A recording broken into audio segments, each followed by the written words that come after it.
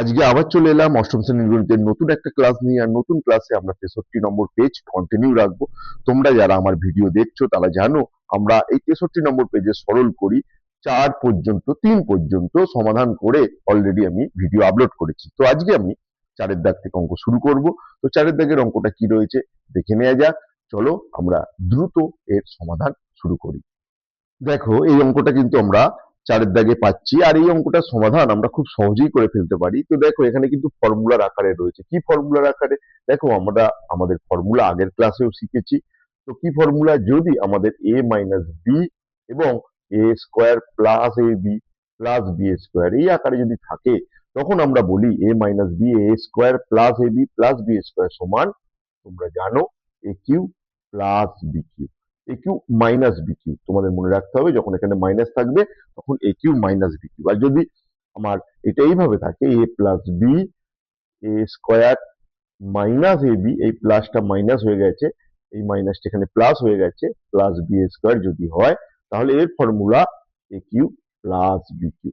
এই দুটো ফর্মুলা তো তোমাদের সকলকে মনে রাখতে হবে। কি মনে রাখতে হবে? এ plus b a square minus A b plus b square সমান এ কিউ প্লাস বি কিউ। আরো মনে রাখতে হবে এ minus b a square plus a b plus b square সমান এ কিউ মাইনাস বি কিউ।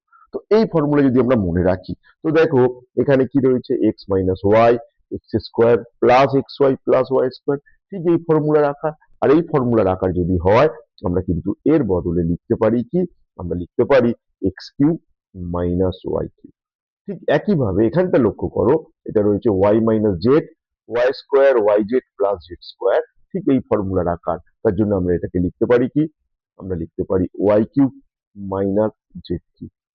আর শেষটা শেষেও সেই একই রকম z minus x z square plus z x plus x square. তো দেখো ঠিক এইরকম a minus b a square plus a b plus b square, তাই a cube minus b cube, তাই তুমি লিখবে z cube minus x cube. তোমাদের আবার আমি মনে করাই যে আমরা কিন্তু এখানে ফর্মুলার ব্যবহার শিখছি।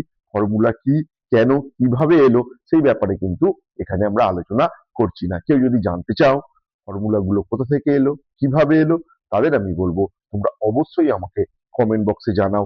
আমি চেষ্টা করব এই ফর্মুলা কিভাবে এসেছে সেই সংক্রান্ত ভিডিও বানানো। তো চলো আমরা এগিয়ে যাই আমাদের সমাধান করতে। তো দেখো এখান থেকে আমরা যদি ব্র্যাকেট থেকে সকলকে বার করি, তাহলে আমরা এইভাবে লিখবো। এটা ব্র্যাকেট থেকে বেরিয়ে সামনে প্লাস বলে আর কোনো সাইন চেঞ্জ করবে না, যেমন আছে ঠিক তেমনটি বেরিয়ে চলে আসবে। এর ক্ষেত্রেও তাই, z cube minus x Q.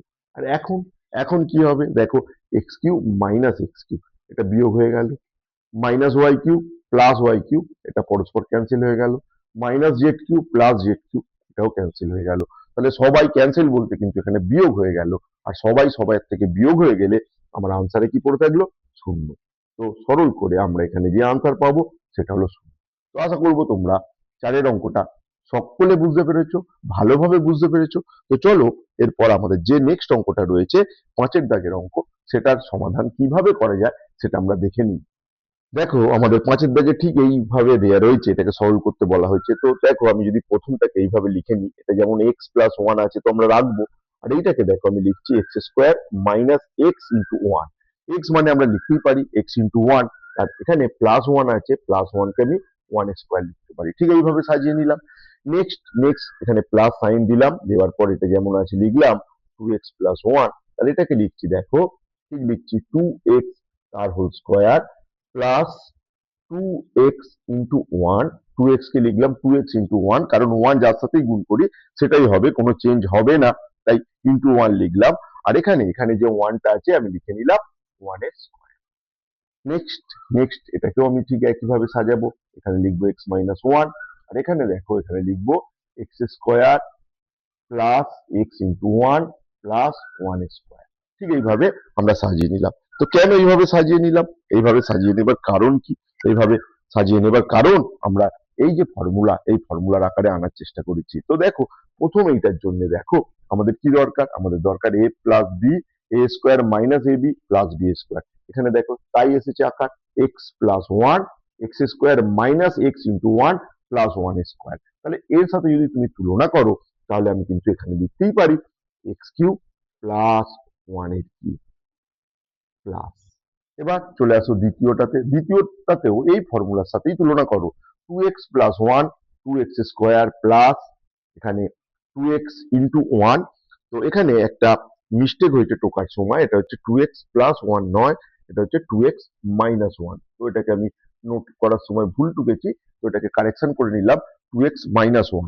এবার দেখো 2x মাইনাস 1 তার মানে এই ফর্মুলার সাথে তুলনা করতে হবে a minus b a square plus a b plus b square equal to a cube minus b cube. তাহলে এখানে ঠিক সেই রকম 2x মাইনাস 1, 2x এর whole square, 2x into 1 plus 1 square. ঠিক এই ফর্মুলার সাথে তুলনা করলে আমরা বলতে পারি এটা হবে 2x কিউব মাইনাস 1 এর কিউব। এটা কিন্তু মাইনাসের ফর্মুলা। তো এটা খেয়াল রেখো, নোটের সময় আমি এটাকে প্লাস করেছিলাম, এটা কিন্তু হবে কি, এটা হবে মাইনাস। ঠিক একইভাবে এই মাইনাস সাইনটাকে রেখে আবার এই মাইনাসের formula A minus b a square plus a b plus b square. তো এখানে ঠিক সেম ফর্মুলা ইউজ হচ্ছে, দেখো x minus 1 x square plus x into 1 plus 1 square. তো এটাকে আমি লিখতে পারি এক্স কিউব আর মাইনাস 1 এর কিউব। ঠিক এইভাবে লিখতে পারি। তো দেখো এখানে আমি ব্র্যাকেট ইউজ করেছি, এখানে করিনি। এখানে করা আর না করা সমান ব্র্যাকেট, কিন্তু এখানে যেহেতু 2x রয়েছে, দুটো রাশি রয়েছে, তার জন্য কিন্তু তোমাকে এখানে ব্র্যাকেট ইউজ করতেই হবে। তো যাই হোক, এখানে হচ্ছে এক্স কিউব আর 1 এর কিউব, মানে 3 বার 1 গুণ করলে তো 1 এর কিউব পাবো, সেটা 1ই হবে। প্লাস দিয়ে এখানে 2x কিউব, 2x কিউব মানে কি, 2x কিউব মানে দেখো এটা 2 এর কিউব যেমন, তেমনই x এর কিউব হোল কিউবে আছে। আর 2 এর কিউব মানে 3 বার 2 কে যদি আমি গুণ করি, 3 বার 2 কে গুণ করে 2 দুগুণে 4, 8 দুয়ে 8, 8x কিউব। এটা হবে 8x কিউব। আর 1 এর কিউব মানে 1 এর কিউব মানে তো তোমরা জানো 3 বার 1 কে গুণ করব, আর 3 বার 1 কে গুণ করি না কেন, যতবারই 1 কে গুণ করি 1ই পাবো। তাই এখানে মাইনাস 1 মাইনাস এটা এক্স কিউব। 1 এর কিউব অলরেডি আমরা ক্যালকুলেশন করেছি, মাইনাস 1। এরপর আমরা প্রত্যেককে ব্র্যাকেট থেকে বার করব, এক্স কিউব এটা প্লাস 1, ব্র্যাকেট থেকে বেরিয়ে প্লাস পাওয়ার জন্য এর কোনো সাইন চেঞ্জ হবে না, এটা যেমন আছে 8x কিউব মাইনাস 1 হবে। আর এইটা কিন্তু দেখো সামনে মাইনাস আছে, এই ব্র্যাকেট থেকে বেরোনোর সময় কিন্তু সাইন চেঞ্জ হয়ে যাবে। আর সাইন চেঞ্জ হয়ে গেলে কি হবে, সাইন চেঞ্জ হয়ে গেলে হবে মাইনাস এক্স কিউব, আর এই মাইনাসটা হয়ে যাবে প্লাস। এরপর দেখো প্লাস 1 মাইনাস 1 পরস্পর ক্যান্সেল হয়ে যাবে, x cube minus x cube সেটাও পরস্পর ক্যান্সেল হয়ে যাবে। আমাদের কাছে কি পড়ে থাকবে, এখানে পড়ে থাকবে 8x কিউব, আর এখানে শুধু প্লাস 1। তো এটাই হলো তোমার আনসার। আশা করি আজকের ক্লাসের অঙ্ক দুটো বুঝতে পেরেছো। আমরা আবার পরবর্তী ক্লাসে আসছি নতুন অঙ্ক নিয়ে। তোমরা দেখতে থাকো আমাদের চ্যানেল, আর মন দিয়ে অঙ্ক শিখে ভালো করে পরীক্ষা দিয়ে ভালো রেজাল্ট করে নিয়ে আসো, এই আশা এই ভরসা রেখে আজকের ক্লাস এখানেই শেষ করলাম।